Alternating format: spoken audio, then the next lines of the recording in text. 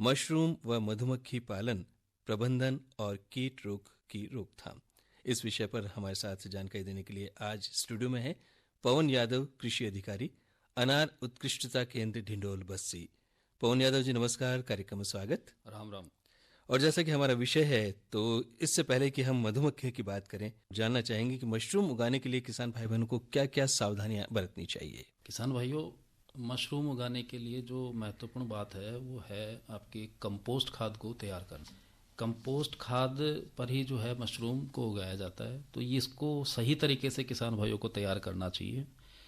जो भी कंपोस्टिंग प्रक्रिया किसान अपनाता है, उसके बाद जो कंपोस्ट तैयार होगा उसमें जो महत्वपूर्ण जो गुण हैं वो इस प्रकार होने चाहिए कि कंपोस्ट खाद जो तैयार हो उसका गहरा भूरा रंग हो, उसमें पानी की मात्रा जो है 60 से लेकर 65% तक होनी चाहिए। नाइट्रोजन की बात करें तो उसमें 2% से ज़्यादा नाइट्रोजन नहीं होना चाहिए।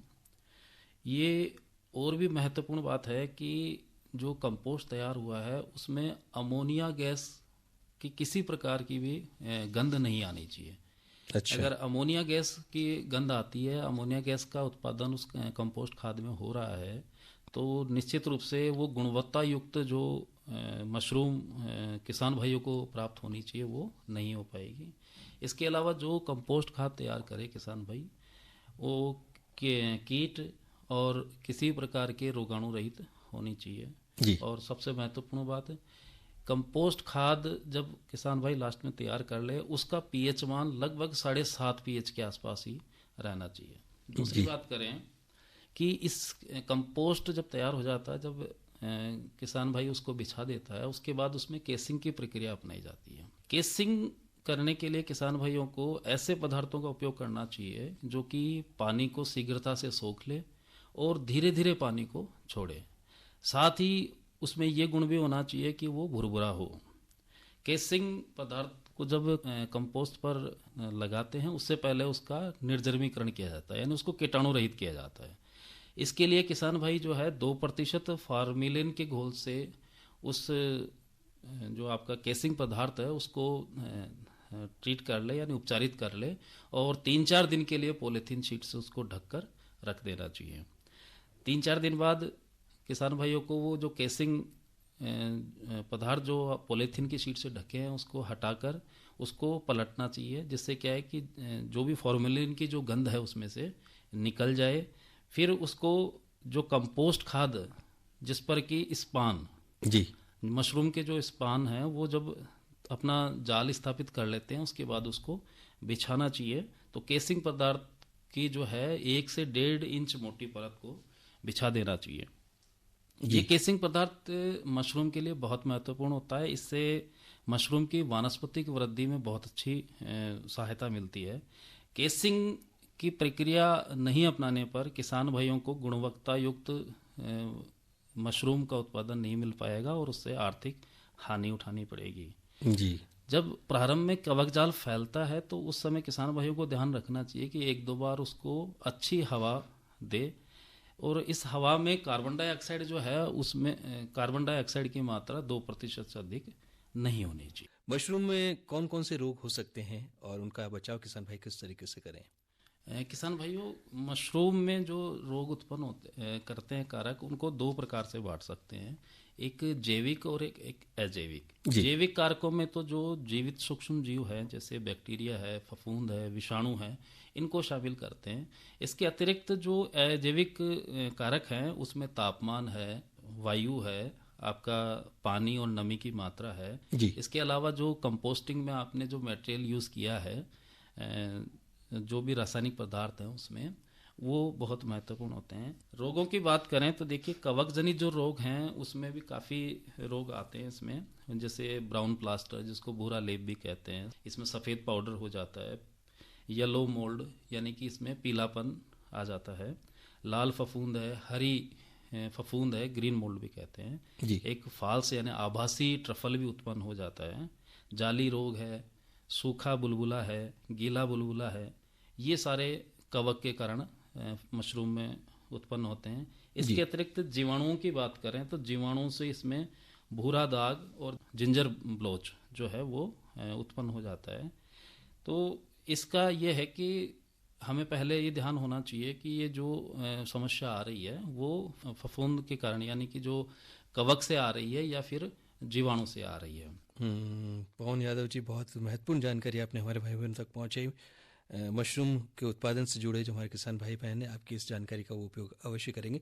लेकिन अब हम बात करना चाहेंगे मधुमक्खियों की, और जानना चाहेंगे कि मधुमक्खियों में जो रोग होते हैं वो प्रमुख कौन कौन से रोग हैं। ये जो किसान भाई मधुमक्खी पालन करते हैं उनके मधुमक्खियों में कई प्रकार के रोग भी उत्पन्न होते हैं, जिनमें प्रमुख रोगों की बात करें तो यूरोपियन फाउल ब्रूड है, अमेरिकन फाउल ब्रूड है, नोसिमा रोग है, सैक ब्रूड रोग है। भारतीय मधुमक्खियों की बात करें तो इसमें सबसे महत्वपूर्ण रहता है सैक ब्रूड रोग। ये भारतीय वंशों में बहुत ज़्यादा पाया जाता है। ये एक वायरस के द्वारा उत्पन्न होता है। इस रोग के में क्या होता है कि जो प्रभावित वंश है उसके कोष्ठकों में डिंबक जो है खुली अवस्था में ही मर जाते हैं, या फिर किसी कारण से यदि बंद कोष्ठक रहते हैं तो उनमें छिद्र दिखाई देते हैं। डिंबकों का जो रंग है वो हल्का पीला हो जाता है और थैलीनुमा संरचना बन जाती है जी। किसान भाइयों को ये ध्यान रखना चाहिए कि यदि मधुमक्खियों में ये विषाणु ये वायरस फैल जाता है तो उसकी रोकथाम करना काफ़ी मुश्किल हो जाता है। इसलिए जो भी प्रभावित कॉलोनी है उसको हमारे वहाँ से हटा देना चाहिए जी। और इसमें जो भी प्रभावित औजार हैं, सामान हैं, उनको दूसरी स्वास्थ्य के लिए प्रयोग नहीं करना चाहिए। संक्रमित या प्रभावित जो भी वंश है उसको कुछ समय के लिए रानी रहित कर देना चाहिए। फिर भी यदि किसी कारणवश ये नहीं होता है तो मधुमक्खियों को टेरामाइसिन नाम की एक दवाई आती है, वो 250 mg प्रति लीटर जल में मिलाकर मक्खियों को खिलाएं तो इससे कुछ बचाव हो सकता है। इनको कौन कौन से कीट और अन्य प्राणी हैं जिनसे नुकसान हो सकता है? मधुमक्खी पालन में अनेक प्रकार के जो कीट हैं वो और अन्य जो प्राणी हैं जैसे आपके चींटियां हैं, पक्षी हैं, बर्रे हैं, ये काफ़ी नुकसान पहुंचाते हैं। जो महत्वपूर्ण कीट हैं उनकी बात करें तो जो मकड़ी है वो इसके उत्पादन को प्रभावित करती है। इसके अलावा एक मधुमक्खी के लिए बहुत ही महत्वपूर्ण जो कीट है वो है मोमी पतंगा। ये मोमी पतंगा अपने जो मधुमक्खी है उसका सबसे बड़ा शत्रु मान सकते हैं हम। इसकी कीट की जो सुंडियां होती हैं, लार्वा होता है, वो मधुमक्खी का जो मोम छत्ते का जो मोम रहता है उसको खाकर उसको धीरे धीरे नष्ट करने लगते हैं। इनकी एक खासियत ये रहती है कि छत्ते को किनारे से खाना चालू करते हैं, उसमें सुरंग बनाते हुए पूरे छत्ते के अंदर घुसकर उसको पूरा खराब कर देती हैं। जिन मौन वंशों में यानी जिन कॉलोनीज में अच्छी संख्या में मधुमक्खियाँ होती है वहाँ वो छत्ता पूरी तरह से ढका हुआ रहता है, तो उस स्थिति में मोमी पतंगा जो है उसका प्रकोप कम होता है, क्योंकि जो प्रौढ़ मक्खियाँ हैं, बड़ी मक्खियाँ हैं, श्रमिक मक्खियाँ हैं, वो इतनी ज़्यादा संख्या में होती है कि उस मोमी पतंगे को अपने यहाँ से भगा देती है। देखिए, मैं इस मोमी पतंगे में थोड़ा सा और बताना चाहूँगा किसान भाइयों को कि इस कीट का प्रयोग ज़्यादातर जुलाई माह में और बरसात के मौसम में या से लेकर आपके अक्टूबर तक होता है, क्योंकि इस समय क्या होता है कि वातावरण में भोजन की कमी होती है। इस कारण से जो है मधुमक्खी की संख्या कम हो जाती है और रानी जो है वो अंडे देना बंद कर देती है, जिससे क्या होता है कि जो अपनी मधुमक्खियां हैं उनमें कमी आ जाती है, संख्या में कमी आ जाती है और मौन ग्रह के छत्ते जो हैं खाली से प्रतीत होते हैं। प्रतिकूल किसान भाइयों को चाहिए कि जब भोजन की कमी हो वातावरण में तो अपने जो अपनी मौन ग्रह हैं उनमें सप्ताह में कम से कम एक बार निरीक्षण करना चाहिए।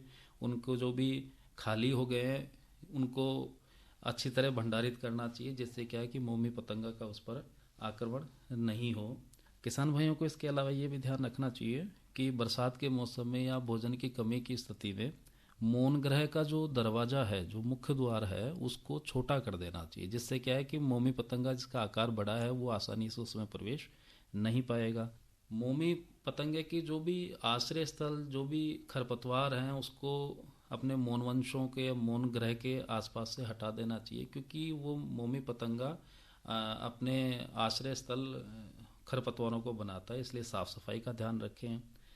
यदि किसान भाई मई माह में जो गर्मियां हैं उसके तेज़ धूप में यदि उन फ्रेम्स को दिखा दे तो उसके अंदर जितने भी लार्वा है मोमी में कीट के उसके लार्वा है तो वो नष्ट हो जाएंगे और वो फिर उसमें जो अपना मोम है उसको वो नष्ट नहीं कर पाएंगे। इसके अलावा चींटियों की बात करें तो चींटियाँ का प्रकोप जो है गर्मी और वर्षा ऋतु में अधिक होता है, क्योंकि इस मौसम में भोजन की कमी हो जाती है तो मधुमक्खियाँ कमज़ोर प्रतीत होती हैं।